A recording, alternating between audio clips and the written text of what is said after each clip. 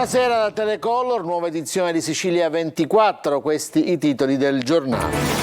Elezioni amministrative e l'onda lunga del centrodestra arriva su Catania. Enrico Trantino è il nuovo sindaco con quasi il 67% delle preferenze. Fratelli d'Italia, primo partito in consiglio comunale. Siracusa, unico capoluogo di provincia al ballottaggio. La sfida sarà tra Ferdinando Messina, appoggiato dal centrodestra, e Francesco Italia, sindaco uscente sostenuto da liste civiche. Riconfermato a Ragusa Giuseppe Cassì, candidato senza etichette politiche. Per il primo cittadino uscente, vittoria al primo turno con oltre il 60% dei voti. A Trapani fa il bis Giacomo Tranchida, superato di misura il candidato del centrodestra Maurizio Miceli, decisivo l'appoggio della Lega.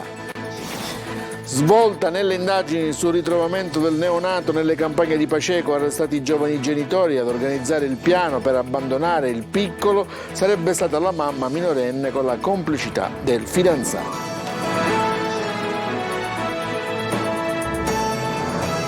Dunque Enrico Trantino è il nuovo sindaco di Catania. Stamattina ha rotto gli indugi dovuti ai dati incompleti e si è presentato alla stampa. Idee chiare su sicurezza e rifiuti. Fratelli d'Italia è la prima lista in città.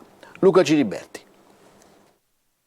È Fratelli d'Italia, con poco più del 15% dei voti, il primo partito a Catania che, sommando le preferenze ottenute dalla lista civica Enrico Trantino, collegata al partito di Giorgia Meloni, sfiora il 24%. E quanto emerge dalla prima analisi dei voti di lista per le comunali a Catania? Il quadro delle liste del centrodestra è completato da Forza Italia, 12%, Prima l'Italia 11%, Noi Moderati Democrazia Cristiana di Totò Cuffaro 6%, Grande Catania 10%.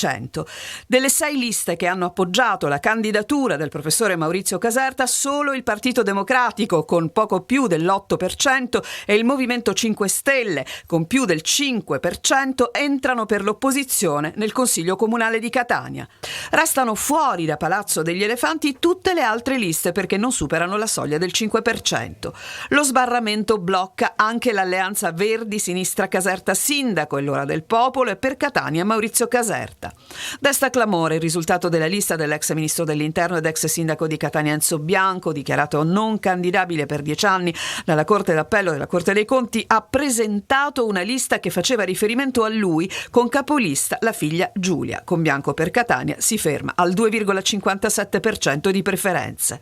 Nella composizione del Consiglio Comunale, tra 6 e 7 posti scatterebbero per Fratelli d'Italia, 3-4 per la lista Enrico Trantino sindaco, 5 alla Lega, tra 5 e 6 a Forza Italia, 3 alla DC, tra 2 e 3 all'MPA, tra 3 e 4 a Grande Catania. Sul fronte progressista 3 posti scatterebbero per il PD, 2 per il Movimento 5 Stelle, 1 a Maurizio Caserta per diritto di tribuna, avendo superato il 20% dei voti. Tra i più votati del partito di Giorgia Meloni nel Consiglio Comunale di Catania, Daniele Bottino, che ha ottenuto più di 2000 preferenze, e Andrea Barresi, ex assessore nella Giunta Pogliese. E questa era la geografia del Consiglio Comunale, con Fratelli d'Italia primo partito in Consiglio Comunale a Catania, seguito da Forza Italia, prima per l'Italia. Adesso sentiamo le parole del primo cittadino, del sindaco Enrico Trantino, che stamattina ha rotto gli indugi. Ciriberti.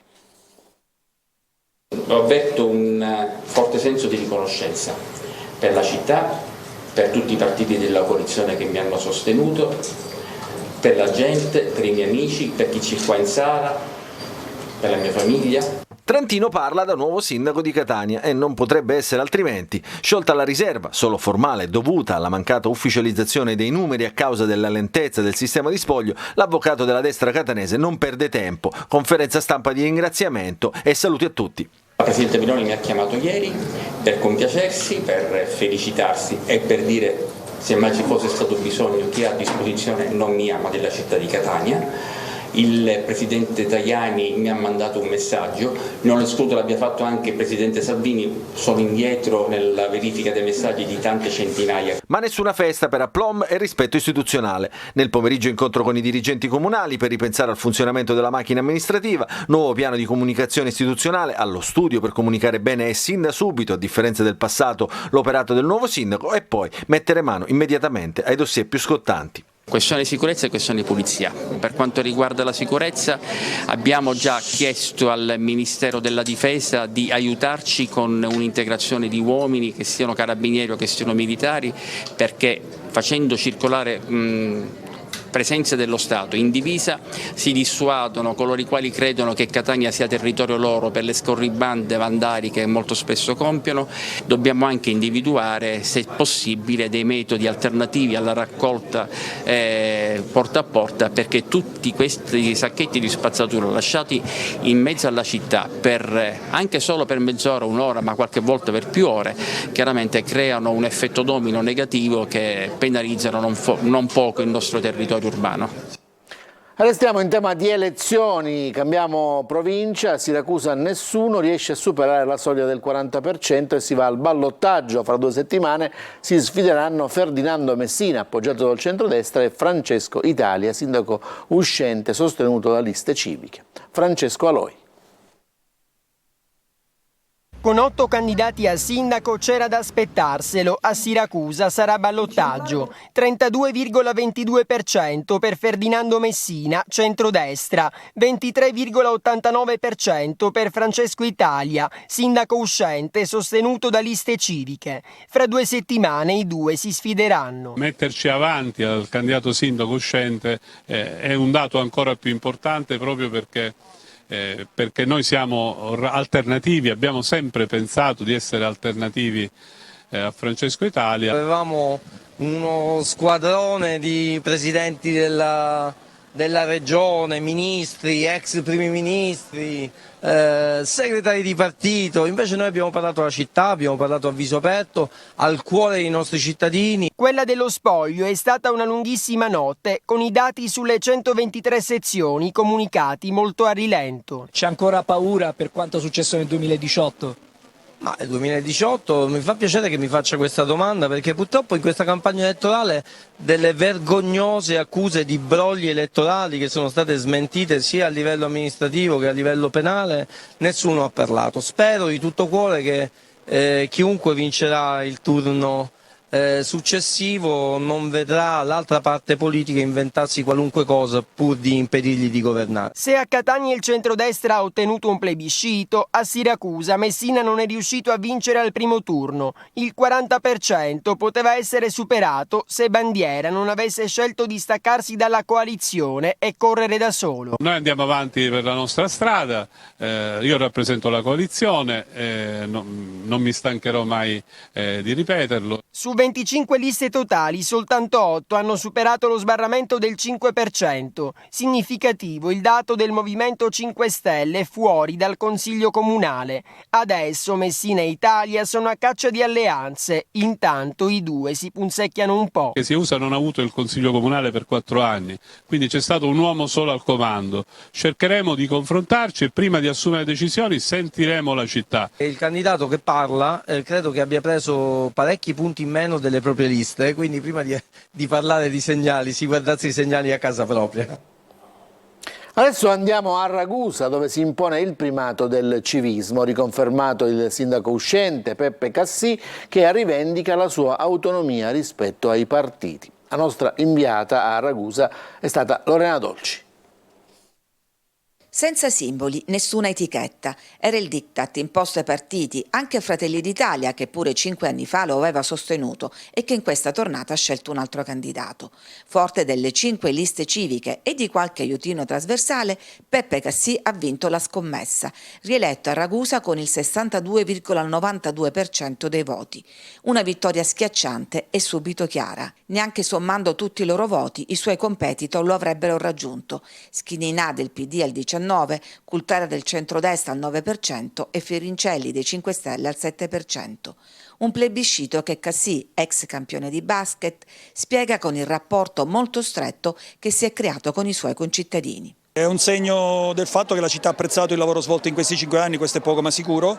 È un segno del fatto che si è creato anche in questi anni con la città un rapporto, non dico familiare, ma molto intimo, molto stretto. Sono stato in giro in questi anni, ho conosciuto associazioni, ho conosciuto persone, la mia porta non è mai stata chiusa a nessuno e si è creato proprio un'empatia con i ragusani. Agli avversari che non risparmiano frecciatine al veleno, rivendica la sua scelta di autonomia. Anche se incassa il 5% della lista De Luca e supporta ancora da pesare della nuova DC di Cuffaro, il sindaco confermato rifiuta etichette. Non sono un uomo di destra, non sono un uomo di sinistra, io sono un uomo vicino alla gente, io sono un uomo che ha amministrato in questi anni, un uomo che ha cercato di intercettare le esigenze dei propri concittadini e quindi sinceramente non metto etichette perché non sono etichettabile. La politica riappare però in provincia. A Modica vince Maria Monisteri, vicina al deputato cuffariano Abate. A Comiso Maria Rita Sghembri porta il centrodestra oltre il 70%. Ad Acate Gianfranco Fidone la spunta su 2 ex sindaci sull'uscente.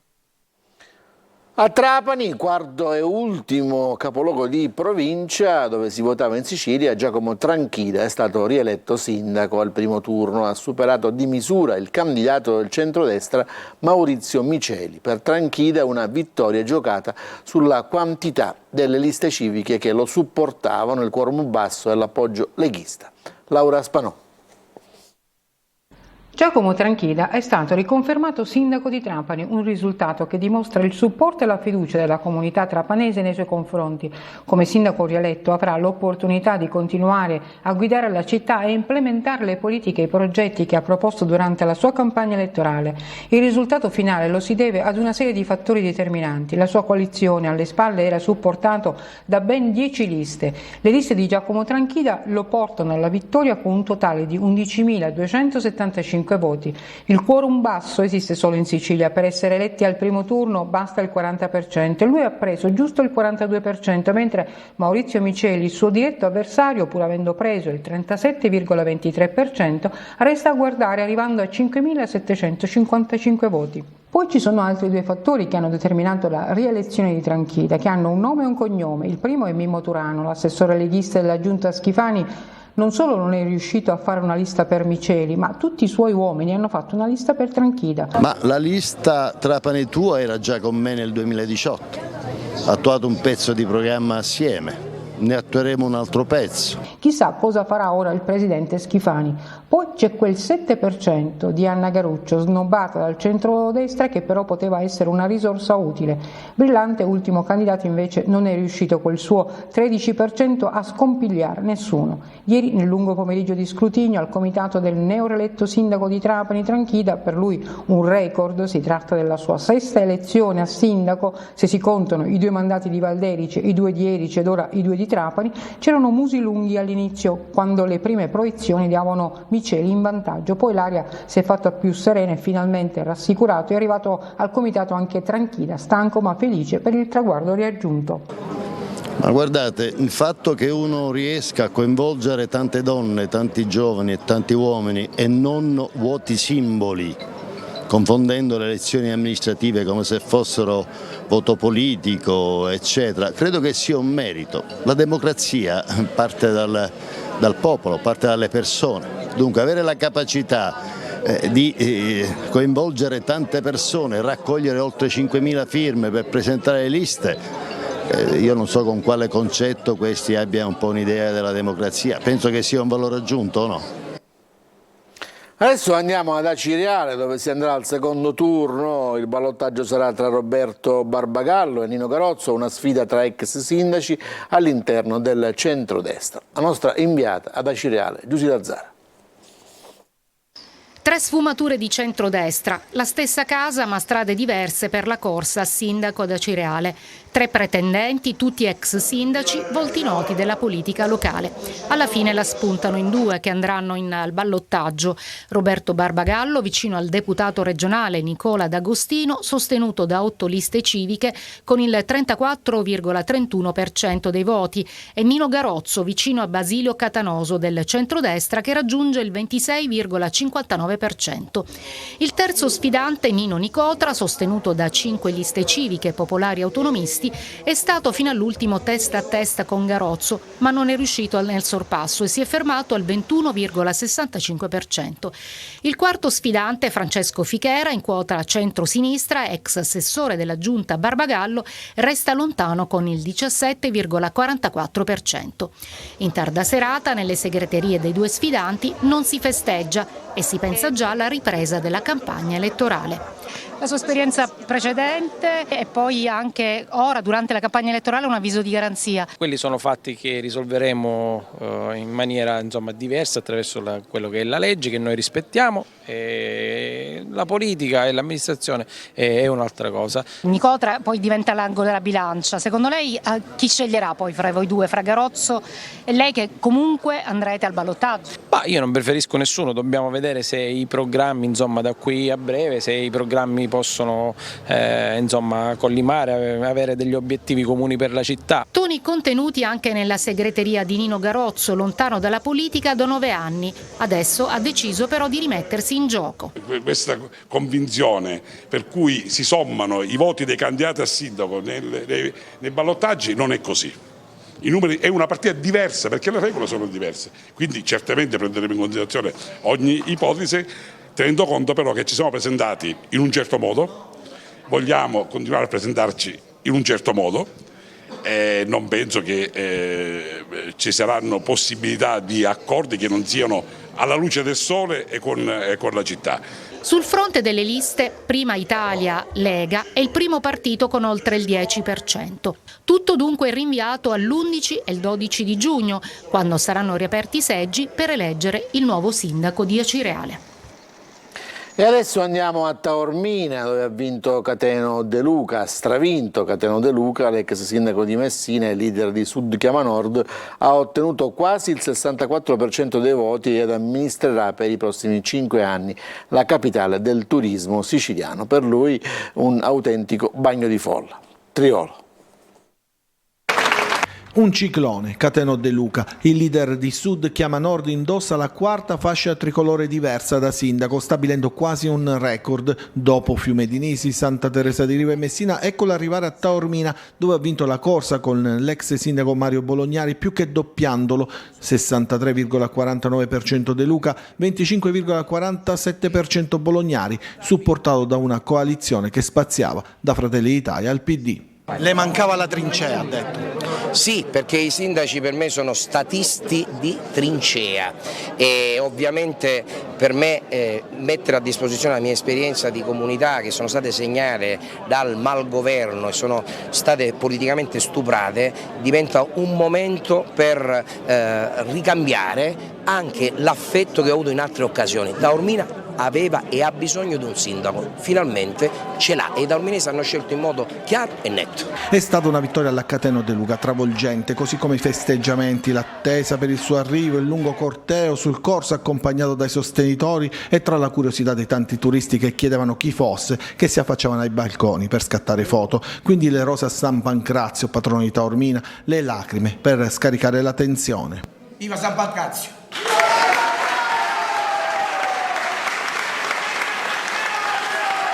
Il suo è stato un bagno di folla, in perfetto stile cateno, ma nessuna entrata trionfale in municipio, rimandata dopo la proclamazione. In compenso 3 comizi in Piazza Duomo, a Mazzeo e Trappitello. De Luca riparte da Taormina con un brand famoso in tutto il mondo, con investimenti programmati dalle grandi multinazionali del lusso, una Ferrari del turismo che De Luca avrà l'onere e l'onore di guidare per i prossimi 5 anni, anche se il suo obiettivo è sempre quello. Io ho sempre detto che il mio sogno è fare il presidente della regione siciliana e continuerò nel coltivare quel sogno.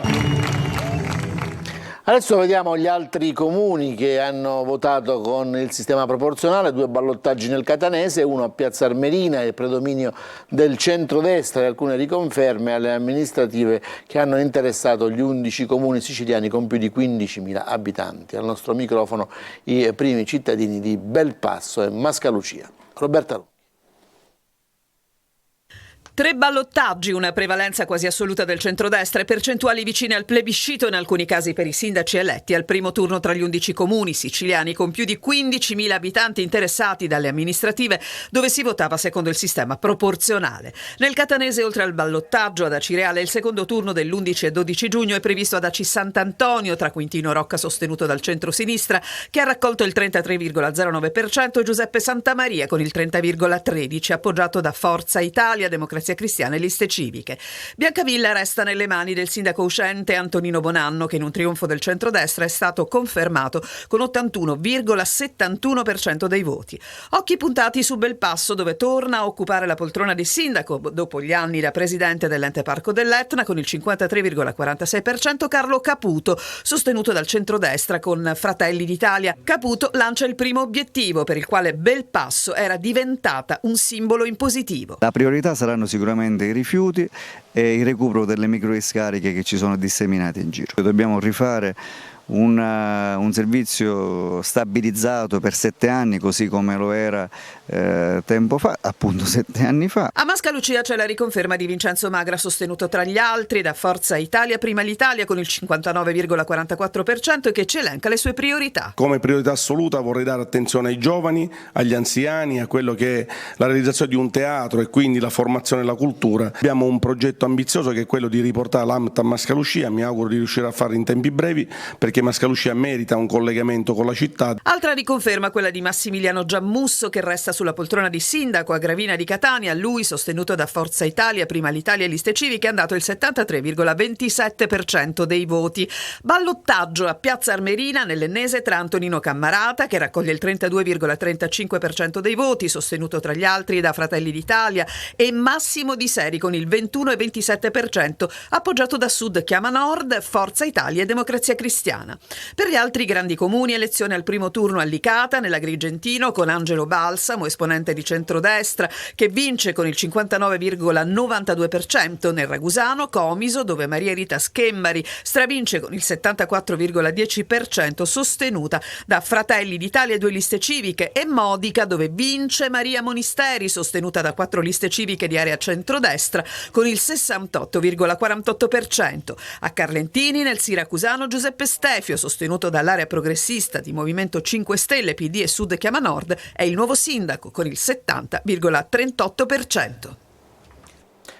Ci fermiamo, c'è la pubblicità, torniamo subito dopo.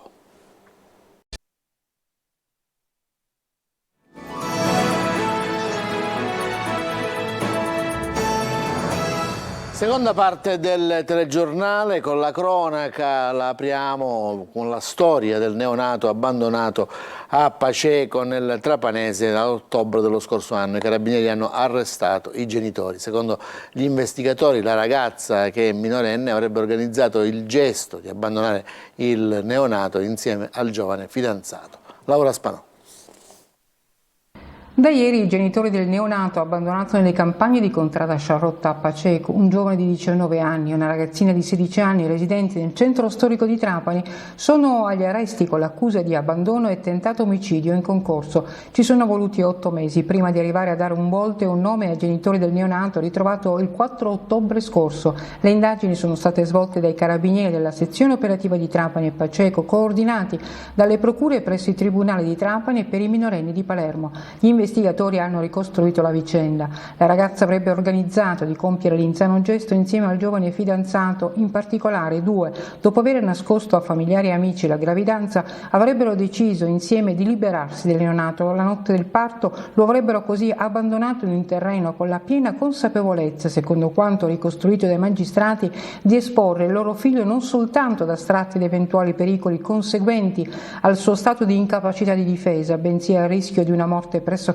certa, evitata per fattori del tutto indipendenti dalla loro volontà. A ritrovare il piccolo avvolto in una coperta erano stati i proprietari di un terreno poco distante dal luogo dell'abbandono, attratti dai vagiti del bimbo. Da quel momento i carabinieri hanno dedicato ogni energia per risalire agli autori dell'abbandono e del tentato omicidio. Un'indagine scrupolosa, sono state visionate ore di immagini della videosorveglianza, ascoltati i residenti della zona, i proprietari dei veicoli transitati nell'area, svolti accertamenti presso ospedali, pronto soccorso, consultori provinciali, medici di base, guardie mediche e presso gli istituti scolastici della provincia per acquisire ogni possibile elemento utile alle indagini.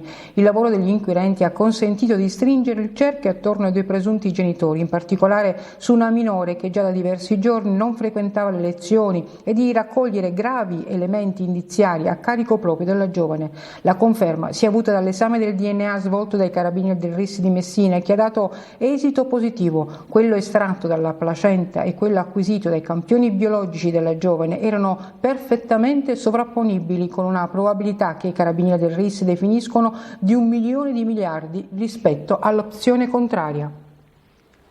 È stato riaperto al traffico il tratto della A19 Palermo-Catania tra Irosa e Arresultano al termine degli interventi di ammodernamento e manutenzione previsti nei piani di manutenzione di ANAS eseguiti su viadotti e su tratti di rilievo presenti tra i due svincoli. Cessa così il doppio senso di circolazione da 1,5 km sinora in vigore. Alla riapertura erano presenti il Presidente della Regione siciliana Renato Schifani, l'assessore delle infrastrutture e della mobilità Alessandro Rico e per ANAS il responsabile della struttura territoriale Sicilia Raffaele Celia. L'importo totale degli interventi ripartito in 6 differenti appalti ammonta a 23,5 milioni di euro.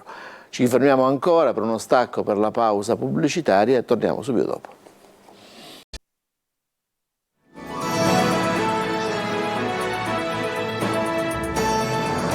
Rieccoci in studio, torna fruibile la villa romana di Durrueli a Realmonte, siamo nell'Agrigentino, si trova a poche centinaia di metri dalla Scala dei Turchi. Ce ne parla il nostro corrispondente Davide Sardo.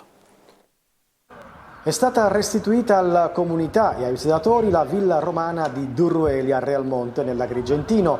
La villa si trova alla foce del fiume Cottone nella baia tra Punta Piccola e Punta Grande. Si tratta di una vera e propria villa marittima di età imperiale risalente al I secolo d.C., decorata a mosaici con le terme perfettamente visibili e affacciata sul mare a poche centinaia di metri dalla Scala dei Turchi.